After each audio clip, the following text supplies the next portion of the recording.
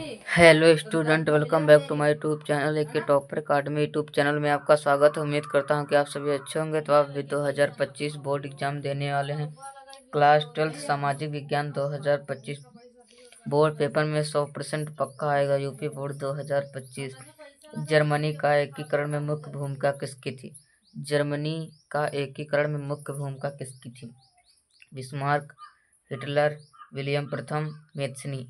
आप लोगों को 4 ऑप्शन में से आपको बताना है कि जर्मनी का एकीकरण में मुख्य भूमिका किसकी थी। इसमें जो मुख्य भूमिका थी वो बिस्मार्क की थी। किसकी? बिस्मार्क की थी।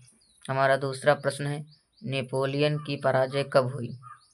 दूसरा प्रश्न है, नेपोलियन की पराजय कब हुई? 1814, 1815, 1816, 1886, 1817। तो नेपोलियन की जो पराजय हुई थी वो 1815 में हुई थी। कब? 1815 में। हमारा तीसरा नंबर प्रश्न है, सविनय अवज्ञा आंदोलन कब चलाया गया? सविनय अवज्ञा आंदोलन कब चलाया गया? 1920 में, 1930 में, 1927 में, 1935 में। जो सविनय अवज्ञा आंदोलन चलाया गया वो 1930 में चलाया गया। किसने चलाया था? महात्मा गांधी जी ने सविनय अवज्ञा आंदोलन चलाया था। आप लोग ये जरूर याद करके रखना। हिंद स्वराज पुस्तक के लेखक हैं। हिंद स्वराज पुस्तक के लेखक हैं। हिंद स्वराज पुस्तक के लेखक बताना। सरदार पटेल, महात्मा गांधी, गंगाधर तिलक, सुभाष चंद्र बोस। जो हिंद स्वराज पुस्तक के लेखक हैं वो महात्मा गांधी जी हैं। कौन है? महात्मा गांधी। भारतीय राष्ट्रीय कांग्रेस की स्थापना कब हुई थी? तो भारतीय राष्ट्रीय कांग्रेस की स्थापना 1885 में, 1887 में, 1904 में और 1885 में। जो राष्ट्रीय भारतीय कांग्रेस की स्थापना वो 1885 में हुई। किसमें? 1885 में हुई। हमारा अगला नंबर प्रश्न है, महामंदी का आरंभ किस वर्ष हुआ? महामंदी का आरंभ किस वर्ष हुआ? ये आप लोगों को बताना है। 1919 में, 1929 में या 1924 ईस्वी में, 1934 ईस्वी में।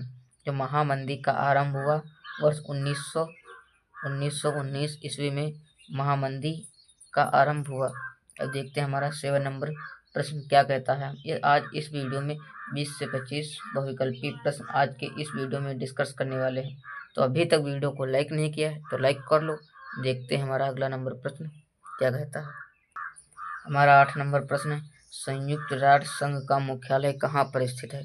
संयुक्त राष्ट्र संघ का मुख्यालय कहाँ पर स्थित है? Washington, New York, Geneva, Austria. तो संयुक्त राष्ट्र संघ का जो मुख्यालय है वो कहाँ स्थित है? न्यूयॉर्क में। और हमारा 9 नंबर प्रश्न है, प्रथम विश्व युद्ध का प्रारंभ कब हुआ था? जो प्रथम विश्व युद्ध प्रारंभ कब हुआ था ये आप लोगों को बताना है। तो जो प्रथम विश्व युद्ध हुआ था वो 1914 में हुआ था। और आप लोगों को कमेंट में द्वितीय विश्व युद्ध बताना है कब हुआ था। हमारा 10वां नंबर प्रश्न है, औद्योगिक क्रांति किस क्षेत्र में प्रारंभ हुई? जो औद्योगिक क्षेत्र किस देश में प्रारंभ हुई? तो सबसे पहले इंग्लैंड में हुई। हमारा 11 नंबर प्रश्न है, गुलामगिरी का लेखक कौन था? गुलामगिरी का लेखक कौन था? B.R. अम्बेडकर, ज्योतिबा फूले, कैलाश वासनी देवी, रामास्वामी नायकर। जो गुलामगिरी का लेखक थे वो ज्योतिबा फूले जी थे। कौन? ज्योतिबा फूले जी थे। पेरियर रामास्वामी कौन थे?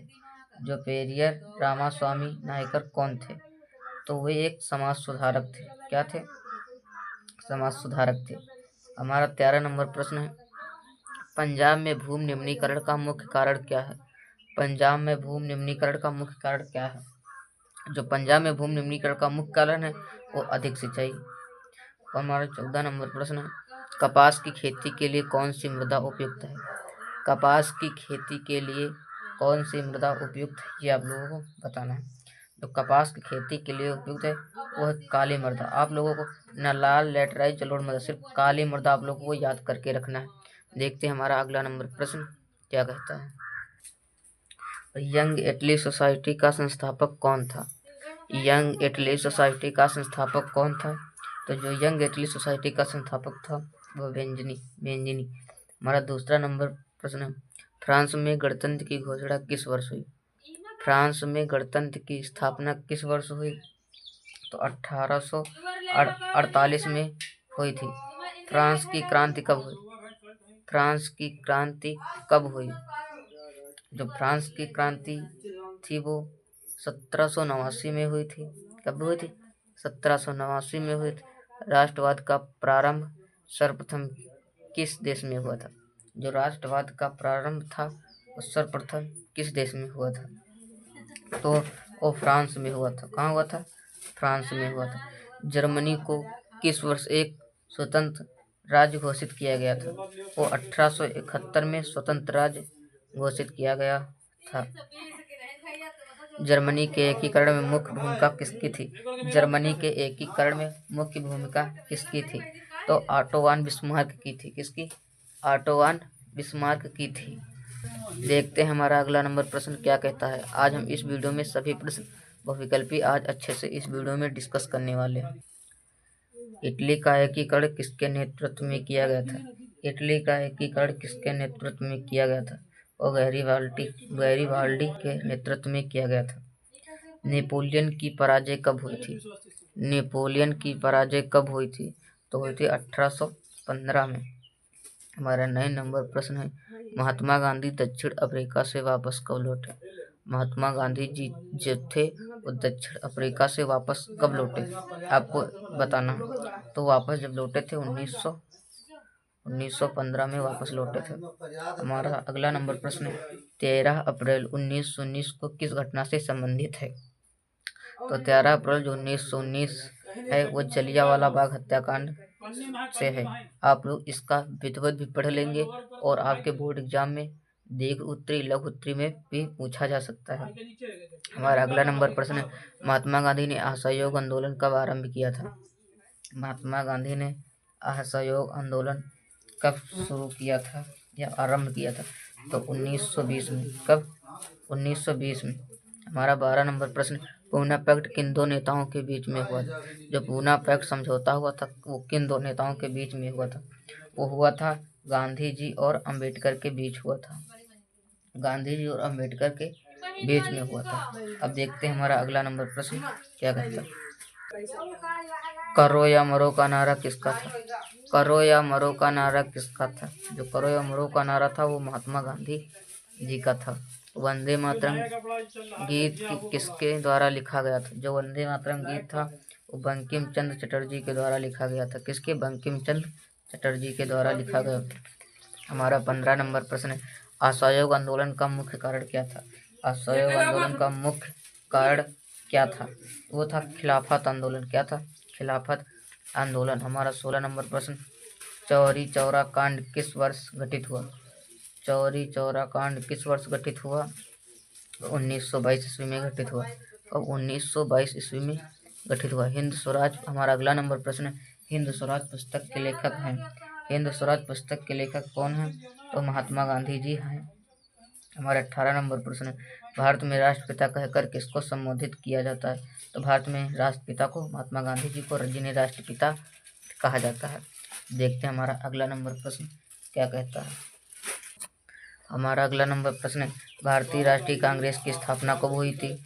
तो भारतीय राष्ट्रीय कांग्रेस की स्थापना 1885 ईस्वी में हुई थी। और स्वराज हमारा जन्मसिद्ध अधिकार है और मैं इसे लेकर रहूँगा किसका कथन था?